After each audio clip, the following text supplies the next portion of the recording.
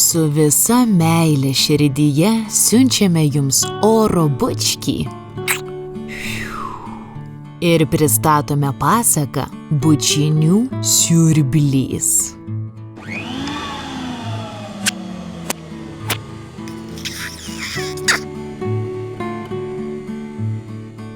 Kai iš debesų pabyra baltos snaigės, tai ateina žiema.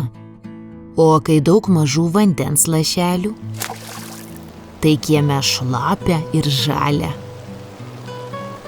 Kai iš galvelės išstriksi raidelės, tai klausykis koks eilėraštis arba pasaka. O kai iš lūpų byra bučiniai, tai namai pilini meilės.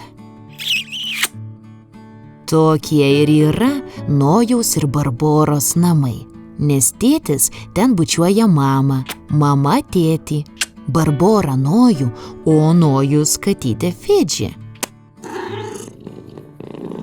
Todėl namuose nuolat skrajoja daugybė saldžių, didelių ir visai mažyčių bučinių.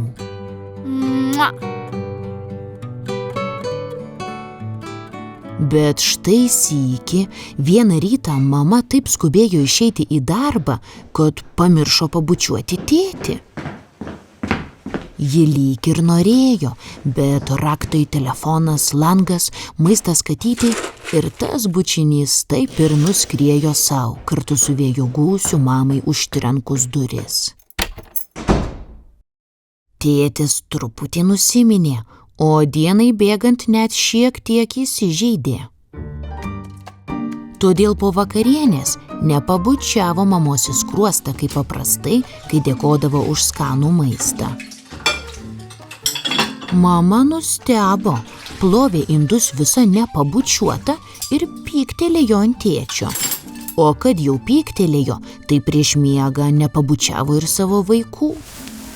Nojus su Barbora liūdnesni tąnakt užmigo, todėl kitą rytą Barbora atsikėlusi nepakštelėjo Nojui į skruostą, o Nojus nepabučiavo ir katytės Fidži, kai ši užsilipo jam ant pilvuko. Tai po truputį namie dingo bučiniai ir gūžėsi meilė. Visi kokie tai susiraukę, piktesni ėmė vaikštinėti ir kiekvienas jautė, kad būtent jo tai nieks nemyli. Vaikai tai daugiau kaprizinosi ir pešėsi, bet sesėms ir broliams juk būna visokių etapų gyvenime, tiesa. O štai katytė Fidži, kai ją nustojo bučiuoti ir glostyti, ėmė 2syk daugiau valgyti. Mat, kai trūksta meilės, tą tuštumą juk reikia kažkuo užpildyti, o ypač kai esi katė. Tad vieną naktį pažadinta baugaus alkio jausmo, Fidži nutipeno į virtuvę.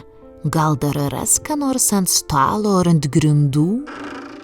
Bet kągi ji surado, o tiksliau pamatė ir išgirdo, kaip mažasis namų siurblys šmirinėjo po virtuvės grindis ir siurbė bučinius. Oi, koks šitas mažytis, bet saldus. O čiagi kas, oro bučinys, tyliai siurbliavo vagis. Katytė Fidži siurblio prisibijojo, todėl nepuolė jo, bet kitą rytą viską papasakojo vaikams. Sesė ir brolis dabar viską suprato. Jie nusprendė naktį slapčia patykoti ir pričiupti tą siurblį. Ir kągi, jau po 12 virtuvėje vėl pasigirdo tylus ūžesys. Bet tada vaikai įjungė šviesą ir čiupo siurblį už elektros laido. Prigavom tave, ką čia darai, ką? Tai tu vagi mūsų bučinius, ak tu nedorėlė, barėsi vaikai. Bet tada siurbliukas gailiai suūžė ir iš jo pasigirdo cypsintis balselis. Atleiskite man, aš nesu tikras siurblys. Ir jo ratukai pavirto į pilkas letenėles, o vamsdukas į tikrą straubliuką. Vaikai išsižiojo. Iš tiesų aš tik mažas drambliukas. Pikta ragana kadaise mane užkeikė, nes kišau savo straublį, kur nereikia, į jos burtų puodą. Ji pasakė, kad atvirsiu į drambliuką tik tada, kai surinksiu tiek bučinių, kiek vaikystėje jų man davė mama. O mama mane labai mylėjo, bučiuodavo ir ryte, ir vakare, todėl ir siurbiu, bet vis dar nesurinku šitiek daug bučinių. Siurbliukas sukūkčiojo ir vaikams jo labai pagailo. Neliūdėk, mes tau padėsime vėl virsti drambliuku, bet tau nereikia vogti mūsų bučinių, mes galime tau jų tiesiog duoti.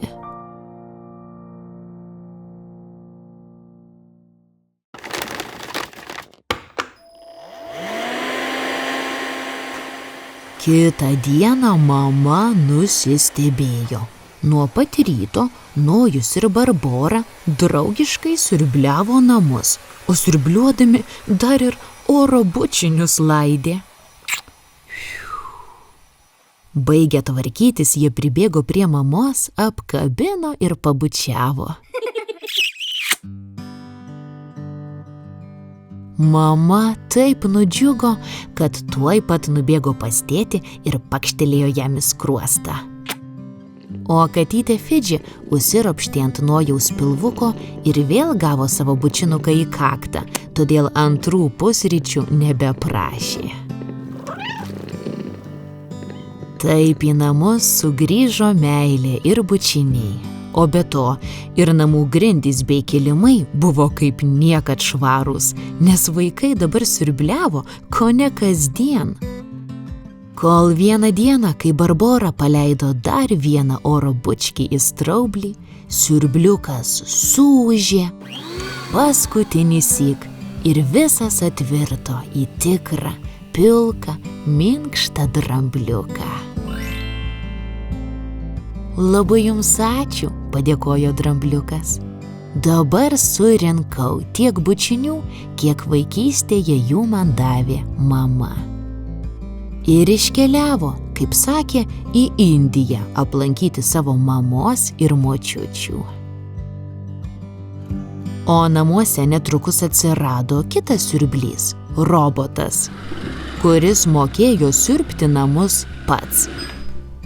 Tad Nojus su Barbora teliko nuo grindų surinkti išmėtytus žaislus ir knygeles. Tačiau kas sykį išgirdę tylų roboto ūžimą, jie prisimindavo drambliuką ir tuoj pat pasiųsdavo jam oro bučkį. Tokį didelį ir stiprų, kad ir iki Indijos nukeliauti galėtų. Mėnulio radijas sveikina visus su Valentino diena. Laukiame oro bučinių ir linkime, kad kiekviena diena būtų jų pilna.